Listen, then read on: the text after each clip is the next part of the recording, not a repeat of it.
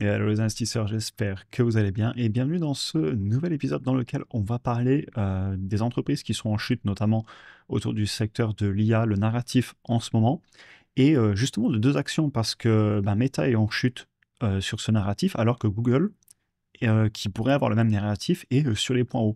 Et je voulais revenir là-dessus dans cette vidéo et sur ces deux actions. Notamment parce qu'en ce moment, on a beaucoup de peurs, de bruits qui disent qu'ils sont en train de trop dépenser en serveurs de calcul, en intelligence artificielle, etc. Que le retour sur investissement, il va être trop long, ou est-ce qu'il sera même là? On ne sait pas. En tout cas, c'est les bruits qui tournent.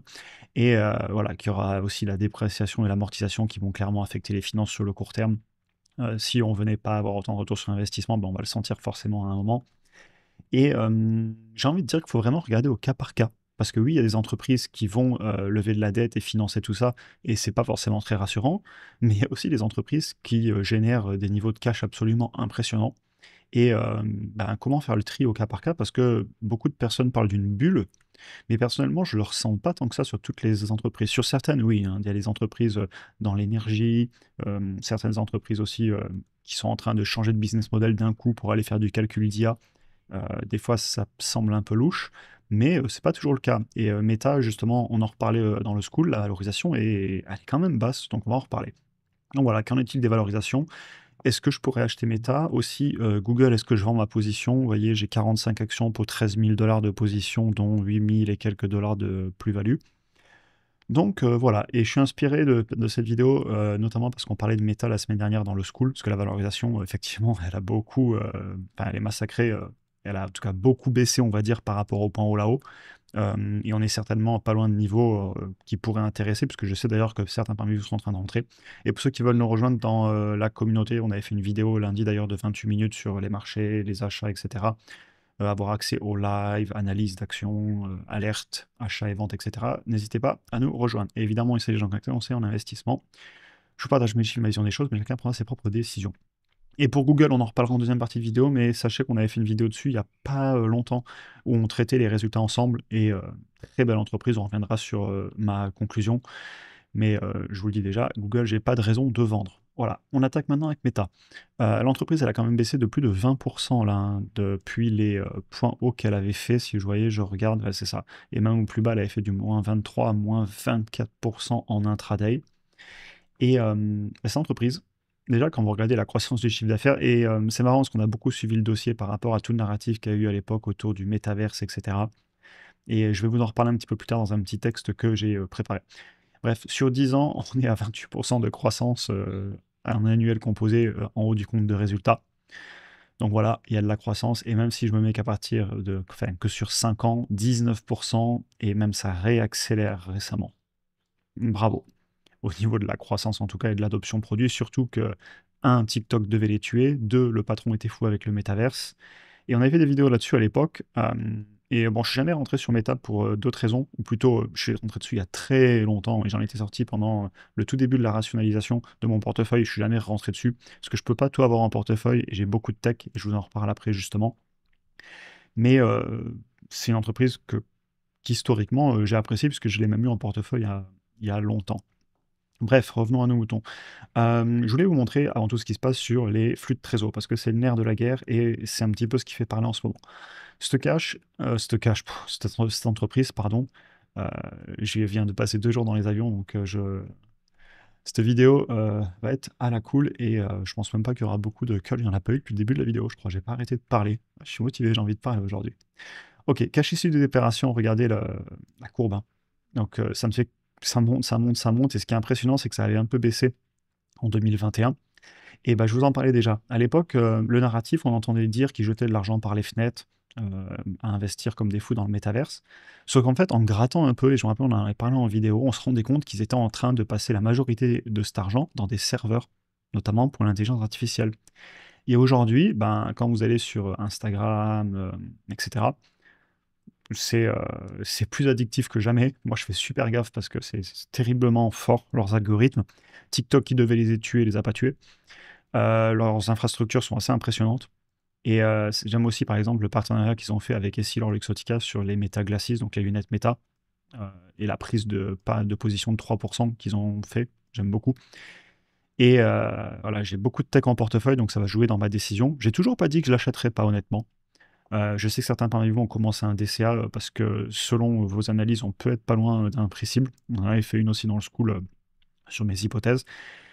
Donc voilà, maintenant, ça c'est le cash issu des opérations, mais pour obtenir les flux de trésorerie disponibles, il faut regarder les CAPEX, parce que faut regarder les réinvestissements qu'on est en train de faire pour maintenir et faire croître le business. Et c'est là qu'ils sont en train d'accélérer. Voilà, l'entreprise n'a jamais investi autant, et donc forcément, bah, ça vous fait baisser les flux de trésor. Et là, vous voyez que depuis bientôt un an, ils sont en train de baisser. À regarder aussi que si on réintègre pas les compensations en actions destinées aux investisseurs, eh ben, ça baisse encore plus, encore plus bas. Donc oui, l'entreprise, elle, euh, investit massivement. Maintenant, est-ce que c'est un problème?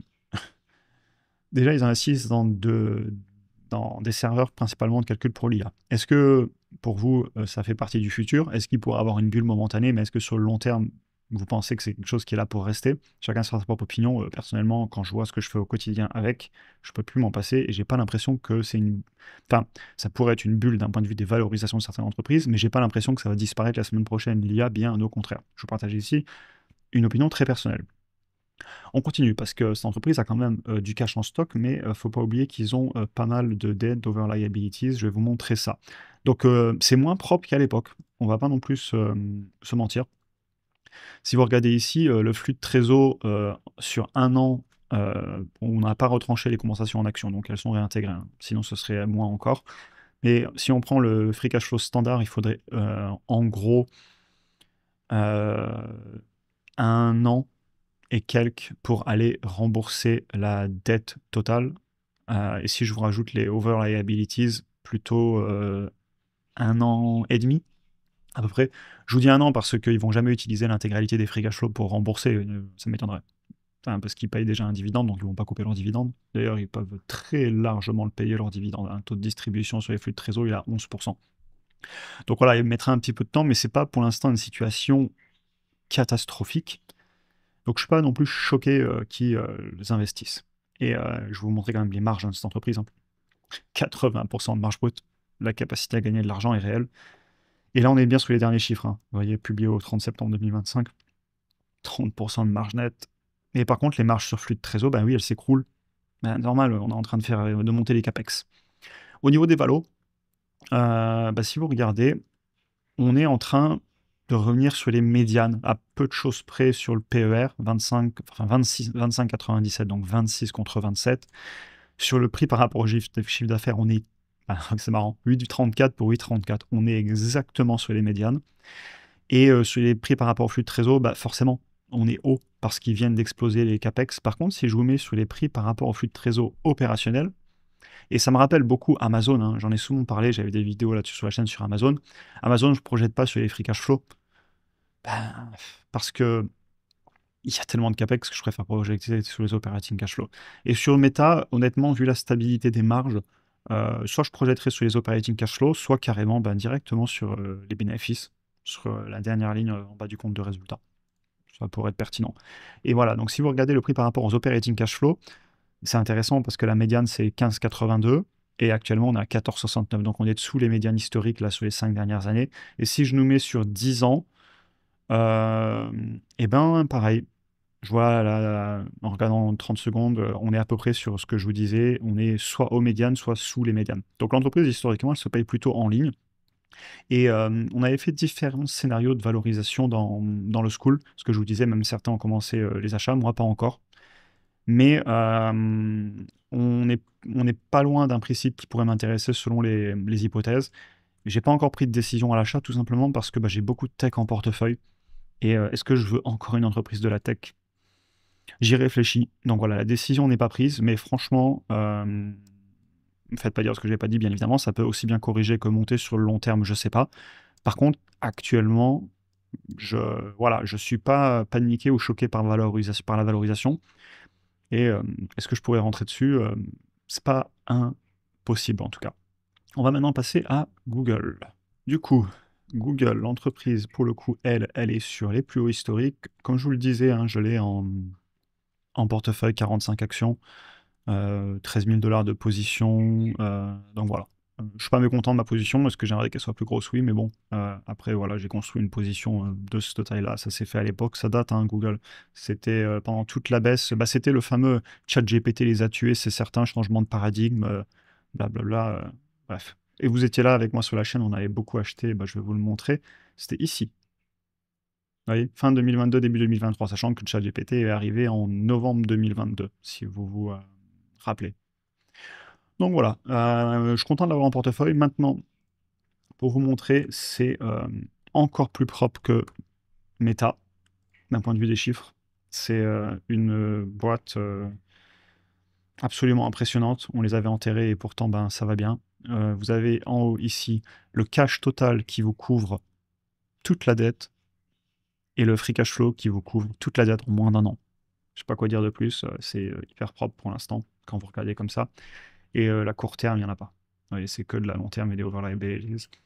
Le chiffre d'affaires, je me marre.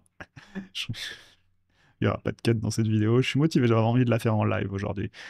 Bah voilà, 18% par an depuis 10 ans en composé, et depuis 5 ans, 17,5. Ça ralentit un petit peu récemment, et là, ça réaccélère fin 2024, début 2025. Les marges brutes sont à 60%. Et en plus, ce que j'aime chez Google, c'est que, OK, vous avez le moteur de recherche Google. Et quand vous l'utilisez dans beaucoup de pays, en fait, maintenant, ils vous mettent directement une réponse en IA en haut. Donc, le fameux dilemme de l'innovateur, dont j'avais même fait une vidéo dédiée de souvenirs, ils sont en train de s'y attaquer. Ils font tout pour le combattre. Ils sont en train, entre guillemets, d'essayer de s'auto-disrupter doucement, parce qu'ils ont besoin de le faire. Puis j'adore tous leurs autres segments. Regardez ce qu'ils font avec Waymo sur la conduite autonome, le travail qu'ils font dans le quantique, dans les ordinateurs quantiques. C'est une machine, enfin c'est une entreprise, c'est une telle machine à cash, vous allez voir. Et ils investissent, et j'aime voir ça, ils ne dorment pas sur leur laurier. Cash issu des opérations, 151 milliards en 12 mois glissants sur le dernier trimestre. C'est des chiffres vraiment, il faut se rendre compte, hein, 150 milliards en 12 mois glissants de cash issu des opérations. Ils investissent, voilà, l'accélération des CAPEX depuis 2023. Ils les ont fois 2 et quelques. Moins 77 milliards en 12 mois glissants d'investissement. Et en réintégrant pas les compensations d'actions, on est à 49 milliards de free cash flow. Ils peuvent très largement payer leurs dividendes. Ils rachètent pas mal d'actions en plus, et je pense qu'ils en ont beaucoup racheté parce que, comme moi je pensais qu'elle était pas chère, ils le pensent certainement aussi. Et au niveau de l'état financier, vous avez un petit peu de non-current liabilities, dette long terme et overs. Et bon, ça va. Comme je vous les montre au début de la vidéo, de toute façon, pour l'instant, c'est pas inquiétant. Maintenant, est-ce que les marges sur le court terme peuvent baisser avec ces investissements énormes, notamment les marges sur flux de trésor? Oui, c'est très possible. Est-ce que je préférerais qu'ils pensent court terme, optimisent maintenant l'argent qu'ils gagnent pour payer un gros dividende, faire du court terme et ne pas investir dans l'avenir? Non.